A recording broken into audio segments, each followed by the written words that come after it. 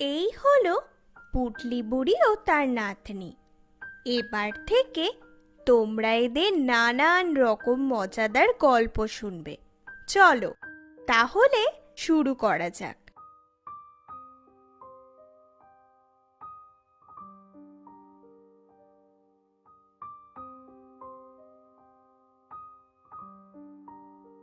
একি ঠাম্মা, ঘুরতে ঘুরতে আমরা কোথায় চলে এলাম?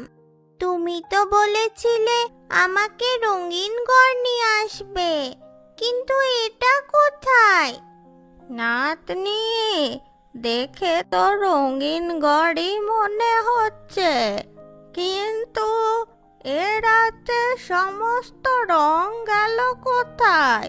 চারিদিক সব ফ্যাকাশে। হ্যাঁ ঠাম্মা, তাই তো। দেখো, প্রজাপতিগুলোর রঙও সাদা। চল তো নাতনি, গিয়ে দেখি। পুটলি বুড়ি ও তার নাতনি হাঁটতে লাগলো। চারিদিক পশু পাখি গাছপালা, এমনকি মানুষজনের মনের রঙও ফ্যাকাশে। কি ব্যাপার বল তো নাতনি, সবাই এত দুঃখী কেন রে? দেখ কেমন মন মরা হয়ে আছে। কিছুই তো বুঝতে পারছি না ঠাম্মা। ওই দেখো ঠাম্মা, একজন এদিক পানেই আসছে, ওকে জিজ্ঞাসা করো না। ঠিক বলেছিস নাতনি। ও মেয়ে, শুনছ?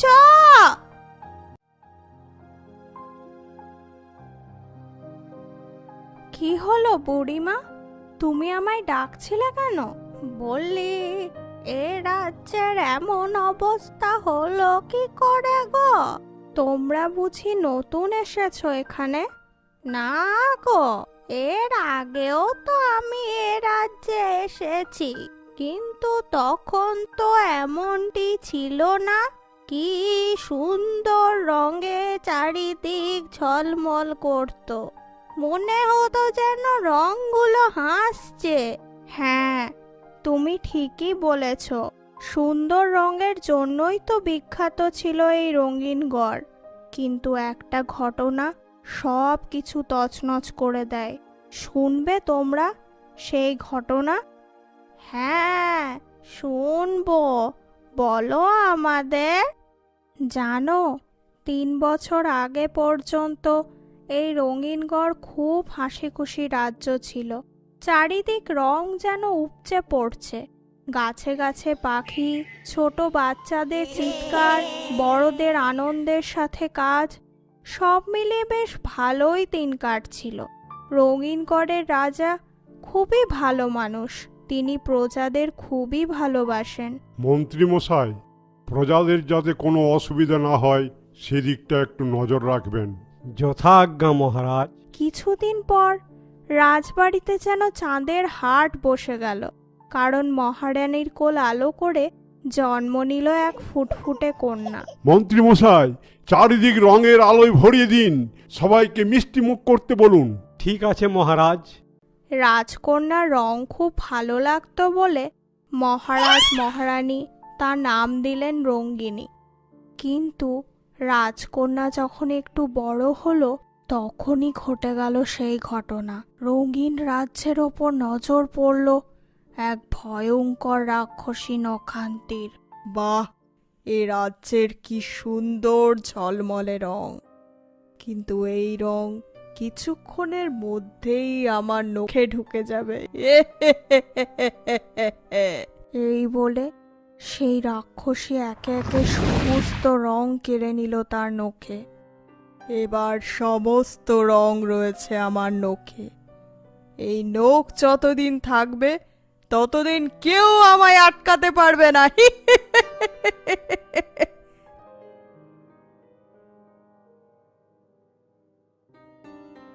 চারিদিক রংহীন দেখে ছোট্ট রাজকন্যা সেই যে মনমরা হয়ে পড়ল।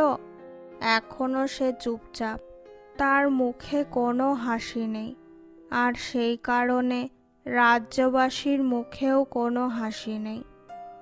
তাহলে এসব ঠিক করার কি কোনো পথ নেই?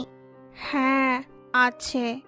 শুনেছি রাক্ষসী নখান্তির সমস্ত শক্তি ও তার রক্ষা কবচ ওই নখের মধ্যে। কোনোভাবে সেই নখ শুভ মায়া শক্তির দ্বারা কাটতে পারলেই সমস্ত কিছু ঠিক হয়ে যাবে ও সেই রাক্ষসী মারা যাবে। এবার আমি যাই, অনেক দেরি হয়ে গিয়েছে। তোমরাও এবার তাড়াতাড়ি চলে যাও, না হলে ওই রাক্ষসী তোমার নাতনিরও রং নিয়ে নেবে। এই বলে মহিলাটি চলে গেল। ঠাম্মা, তাহলে এখন কি করবে? কিছু তো একটা করতেই হবে নাতনি, যে করেই হোক ওই নখান্তি রাক্ষসীকে জব্দ করে এই রাজ্যকে তার রং ফিরিয়ে দিতেই হবে। চল তো নাতনি, একবার রাজবাড়িতে গিয়ে দেখি তো রাজকন্যা এখন কি করছে। এই বলে পুটলি বুড়ি ও তার নাতনি রওনা দিল রাজবাড়ির উদ্দেশ্যে। ওদিকে রাজবাড়ির উদ্যানে চুপচাপ বসেছিল রাজকন্যা। ওই দেখো ঠাম্মা, মনে হচ্ছে রাজকন্যাই বসে রয়েছে। চলো যাই। এই নাও রাজকন্যা। না, আমি এটা নেব না, আমাকে রঙিন পুতুল দাও। এ কি, তোমরা কারা? এখানে কি কারণে এসেছো? বলছি আমরা অনেক দূর থেকে এসেছি গো। খুব জল তেষ্টা পেয়েছে, একটু জল দেবে? কিন্তু রাজকন্যা। তুমি চিন্তা করো না, আমরা রাজকন্যার কোনো ক্ষতি করব না। ঠিক আছে, আনছি। রাজকন্যা, তুমি কি করছো? তোমরা কারা? তোমরা বুঝি আমার জন্য রং এনেছো? তোমার খুব রং ভালো লাগে রাজকন্যা। হ্যাঁ, আমার রং খুব ভালো লাগে। তোমরা আমায় রং এনে দেবে? ঠিক আছে, আমরা কথা দিচ্ছি, তোমার জন্য আমরা অনেক রং এনে দেব। এবার আমরা আসি, কেমন?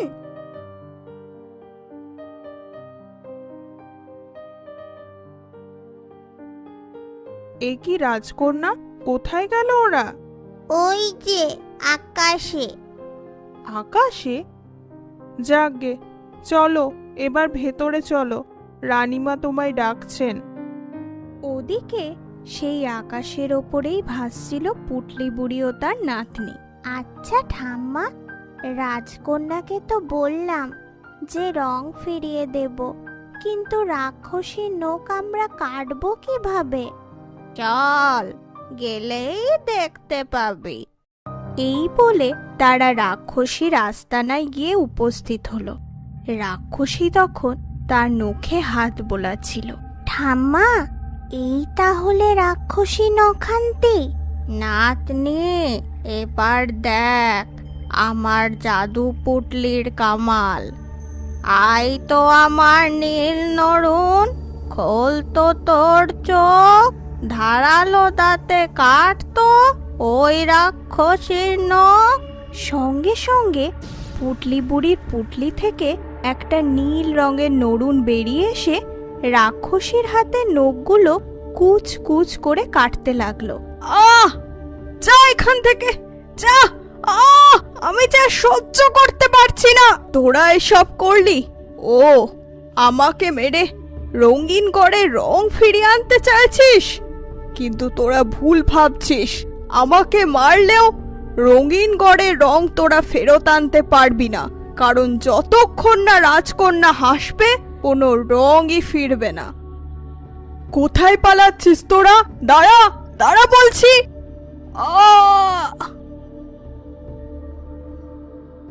ঠাম্মা, রাক্ষসী তো মারা গেল, কিন্তু রাজকন্যাকে হাসাবো কেমন করে? চল, তার উপায়ও আছে। পুটলি বুড়ি ও তার নাতনি উপস্থিত হলো রাজবাড়িতে। মহারাজ মহারানীর কাছ থেকে রাজকন্যার মন ঠিক করে দেওয়ার অনুমতি নিয়ে তারা গেল উদ্যানে। কই, তোমরা রং এনেছো? এবার কি করবে ঠাম্মা?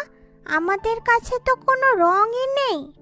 দাঁড়া, এসো তো আমার সাত পরি। পুটলি বুড়ির একথা বলাতেই তার পুটলি থেকে রামধনুর 7টা রং হয়ে বেরোলো 7 পরী।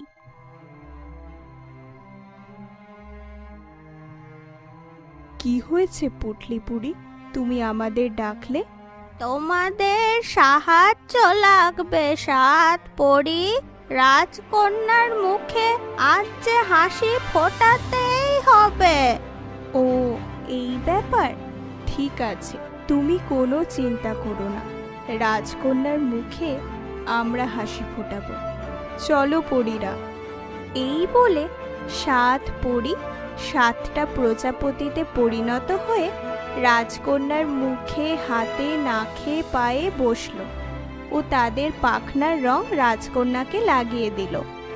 অমনি রাজকন্যা খিলখিলে হেসে উঠল। কত সুন্দর রং। সঙ্গে সঙ্গে চারিদিক রঙে ভরে উঠল। এইভাবেই পুটলি বুড়ি ও তার নাতনি রাজকন্যার মনে রঙের হাসি এনে দিয়ে তাদের নিজের জায়গায় ফিরে গেল।